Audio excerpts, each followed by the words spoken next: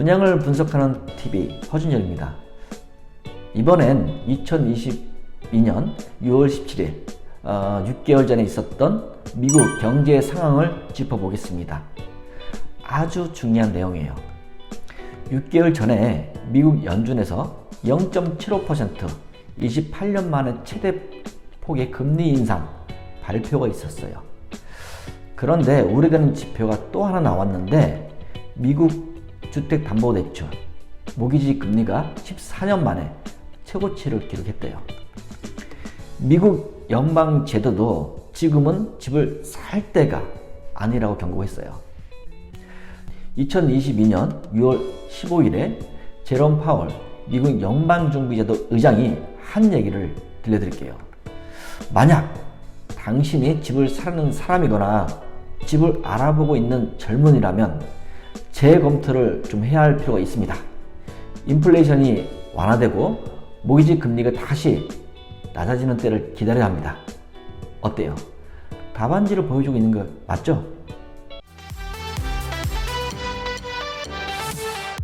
6개월 전 내용임에도 대다수 사람들은 그 당시에 이 경고를 듣지 않았어요. 아니, 연방의장이 미국 자국민에게도 지금은 집을 살 때가 아니라고 분명히 말해주고 있잖아요. 답안지를 보여준 거예요. 당국이 집을 사라, 말라 이렇게까지 말하는 거는 꽤 이례적인 거라고 미국인조차 의아했어요. 그만큼 위험성이 크다는 것을 강조하기 위해서입니다. 그럼에도 불구하고 6개월 전 우리는 뭐 하고 있었나요? 네? 유튜버들이나 대다수 사람들은 뭐 하고 있었을까요? 아무것도 모르고 갈팡지팡 하다가 무조건 주택을 사라고 대부분 유튜버가 선동질을 했잖아요. 제 다른 영상을 보신 분들은 아시겠지만 부동산은 폭락과 폭등은 미리 곳곳에서 들려오는 시그널을 통해 알 수 있어야 한다고 여러 번 말씀드렸어요.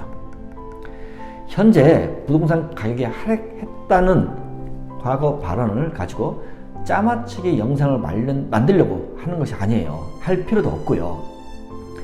저는 2년 전 영상에서 미국 연준에서 금리를 대폭 올릴 건데 그럼 부동산 거품은 빠진다 라고 경고하면서 준비를 하라고 했습니다. 연준금리 인상으로 우리나라도 이미 주요 시중은행 주택담보대출 금리가 7%대로 올랐는데 당연히 미국 부동산 시장 변화에 신경이 쓰일 수밖에 없어요. 이유는 우리나라 경제는 미국 경제를 따라갈 수밖에 없어서 그런 겁니다. 미국 신규 주택 착공 실적이 한 달 전보다 15%가 줄었고 대규모 부동산 회사들도 대규모 인원 감축을 시작했어요. 또 당분간 신규 채용도 안 하기로 했답니다. 미국인 절반이 미국이 이미 경제 침체에 빠졌다고 보고 있는 거예요. 언제부터요? 6개월 전부터요. 불황에 대한 불안감이 빠르게 번지고 있는데 부동산 경기가 예외일 수 없습니다. 2022년 6월 6개월 전부터 미국은 이제 냉혹한 현실을 받아들일 때다 라는 말들이 나오고 자산 거품이 터지는 게 초읽기에 들어간 게 아니냐 하는 비관적인 전망도 늘고 있다고 했습니다. 6개월이 지난 지금에서 보니 어때요? 딱 맞는 말이잖아요. 지금도 내년 상반기부터 경기가 풀릴 거라고 많은 부동산 학자나 분양 관계자들 그리고 부동산 관계자들은 여전히 장밋빛 희망을 가지고 있어요. 하지만 제 생각은 단호합니다. 내년부터 제대로 된 고통의 시간이 올 것으로 보여져요.